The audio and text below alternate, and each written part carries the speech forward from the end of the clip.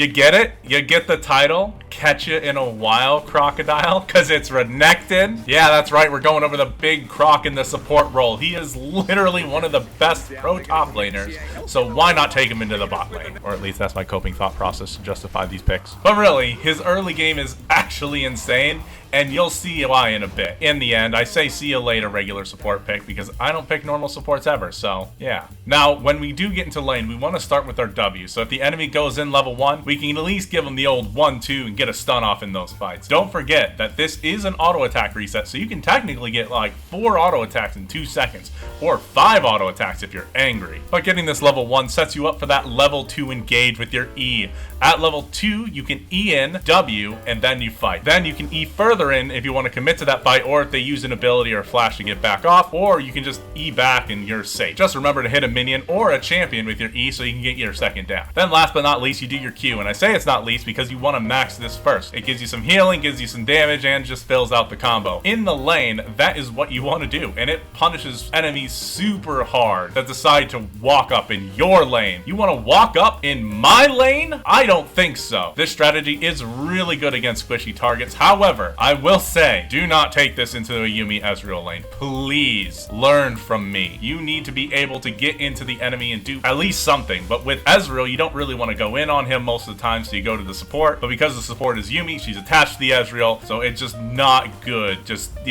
don't do it. He is best when he's picked against immobile ADCs or supports. Now, with your combo, it also makes it really good to dive the enemy ADC or support. If they are alone at any time, you poke down the support and they have to go back, well, it's time to dive, baby. You just E in, auto, stun, Q, then get the kill, and let's get out of here. And then this strategy just gets even better when you have your ult up. You turn into one beefy croc boy, and you get some extra AoE damage, extra tankiness. It just makes things even more deadly and even more safe, so you can just secure those kills. Then after that, once you get out of lane, you can actually side lane. You're still Renekton, but your farming does get you less gold after a while, so don't do it too often. You want to try and be with your people, and you want to try and be a follow-up engager. You aren't amazing as a primary engager since you only have the CC auto attack, so you want to be the follow-up, or you can be the peel support since you are still going to deal a lot of damage. I say this all the time, but just be there for objectives and fights and you'll do fine. But also, because you're Renekton, you can kind of get some nice picks. Now, for his runes, I'm going to go press the attack for that single target damage buff, because me likey big damage number. Triumph, because we win. Alacrity or haste. Honestly, either one works. You do you. Then last stand, because we will be taking a lot of damage. Trust me. I then go bone plating for those early lane fights, or it just makes trades better all around for you. And unflinching, because CC bad. We know what's done. For items, I am a full degenerate that simps over items that I like, so I'm first buying Sunder's Sky for even more healing for me. Our support item is the Claw.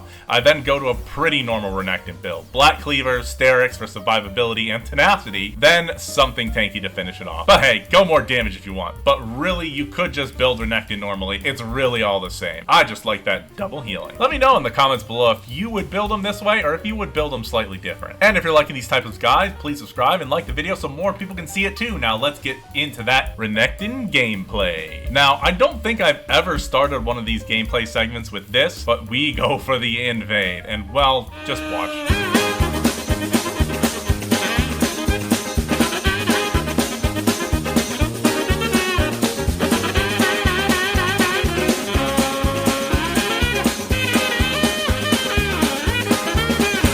I honestly can't believe this worked out, but it did, and we stole their red too. Then this must have tilted to support Shaco, because he goes up to our blue buff and steals it from the Talia and gets the kill. It's really just a dumb idea, because in only 4 minutes of this game, our Draven now has 2 kills. Now we're back in the lane, a bit low, but the Shaco truly underestimates the ridiculous damage and presence that we bring to this lane. But then we make the world's worst attempt at a flash stun. I can't even explain this one. It's fine. It's just like gold reset. Anyway, we're back, and the Shaco finds himself in a bad position that gets worse for himself by trying to be tricky. But he does get out alive. And then this guy thinks he can come down into my lane and try and gank my ADC? I don't think so. That's another kill for the Draven, baby. All right. Now this is the perfect example of how Renekton can punish bad spacing, because all I need to do is E and stun. It deals a ton of damage, and we pick up another kill for the Draven. And then the Shaco donates one more for good measure. And now for the reason we play this skin. Now, our Draven is being an absolute monster and gets all this damage on the enemies, which gives us a nice opportunity for a free kill while the Draven just freely takes plates. And now the bot lane is staggered coming back to lane, and we're level 6, and I know the MF will be there before the Shaco. So it's time to see what these dives can do. But I'm not just done with one. That's right, I don't even care if I die. That's 2 more kills for the Draven. It's game over, man. And hey, quick tip, if you have your ult, don't worry too much about losing some HP. Be a Giga Chad and hold the wave for your ADC. We then go in for a flank, and with a little help from the Nocturne ult, we lose vision of the MF. And a surprise Shaco appears, but it really doesn't matter at this point. We fed, man! But he does get away. Or does he? I actually forgot he came back to die.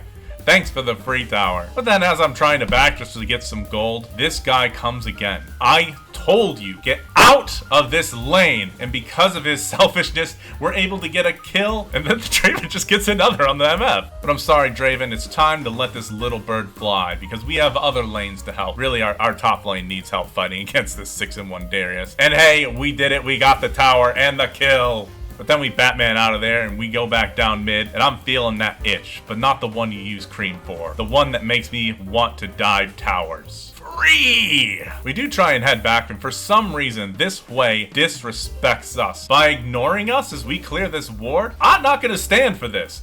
Don't you ever do that again.